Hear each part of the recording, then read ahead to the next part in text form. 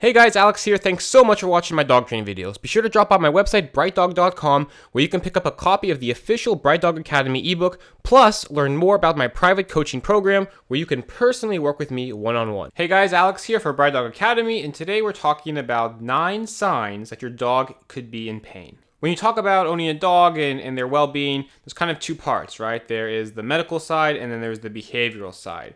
But oftentimes they cross over. In particular, when a new behavioral problem comes up, the first thing I always want to identify is there an underlying medical condition, because almost all the time that is actually the cause of the behavioral issue. So let's go over some behaviors that you may see that will tell you if your dog is in pain. Number one is going up and down stairs. If you notice your dog is starting to avoid going up and down stairs, that means that there could be an issue, most likely with their feet or their hips. All right, going up and down stairs puts a lot of pressure on dogs, and it can cause pain if there is an issue there. Now, it could be something very minor. Maybe they just have something stuck in their paw that they need to have checked, and a rock or a pebble or something. It could be very serious, like hip dysplasia or a broken bone. So if you notice a dog that normally would go running up and down stairs stops, then one thing that could be a problem is that they're having an issue with their legs or feet. All right, number two, we were kind of talking about this just in number one, but when your dog stands up, right, attempting to stand up and putting it with their front legs first, okay?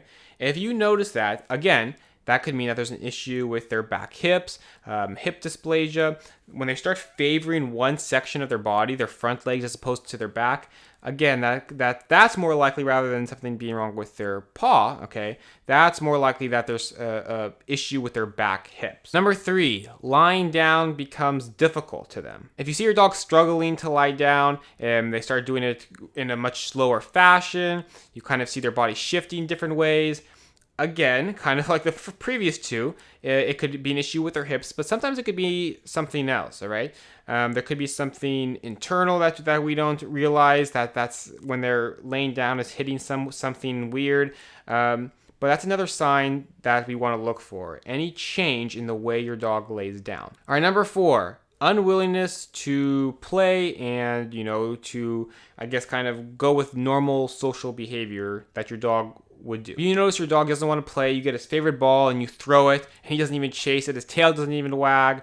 You say the words that kind of trigger your dog to be happy. You want to go for a walk, car ride, whatever the words you say. Those are the words my dog knows. And you're not getting the same reaction that you normally did.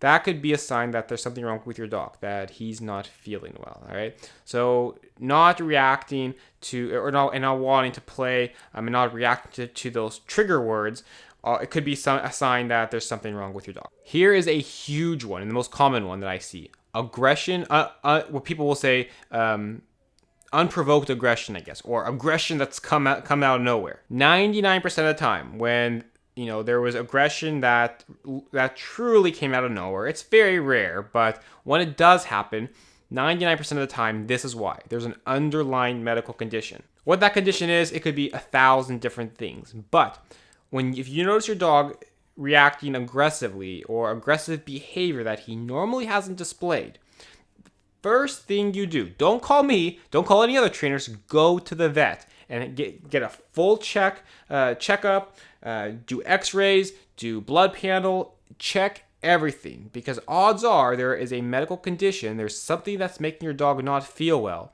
and he's taking it out with the aggressive behavior. And that kind of leads into number 6, aversion to being touched or petted. If your dog is not feeling well, physically a part of their body hurts, their back, their legs, maybe there's something internal that hurts when you go to brush them or touch them and they react, they get up and walk away, maybe they even snap or growl at you.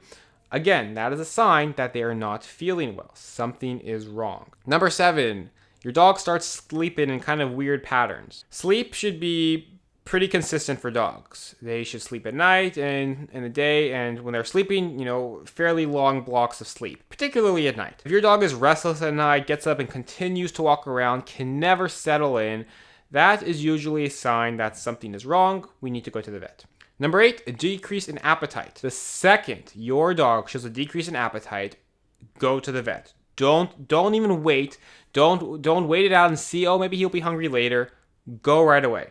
A decrease in appetite could be so many things. Very often, though, it is a foreign body. Okay, your dog swallowed something; it's now stuck in the stomach or intestines. Anything else that goes into the dog's body won't be able to pass. So they know that, and that causes them to not want to eat anything else. Loss of appetite is the number one red flag that there is something wrong with your dog. Don't wait. The second your dog doesn't eat a meal, go to the vet right away. All right, number 9 is house training issues. If your dog has had a perfect record of house training, never has accidents in the house, never pees in the house, never poops in the house, and all of a sudden starts doing it, that means there is a medical issue. It could be something, as simple as just your dog is getting old and it's a little bit of incontinence setting in, or it could be something like that's curable, like a urinary tract infection. So if you see kind of house training issues come out of the blue for a dog who's previously been house trained, that means it's time to go to the vet. All right, guys, watch for all those signs. If you see any of them, then that means that there could maybe be something wrong with your dog. And just to be safe, we want to take them to the vet and make sure we get them checked out.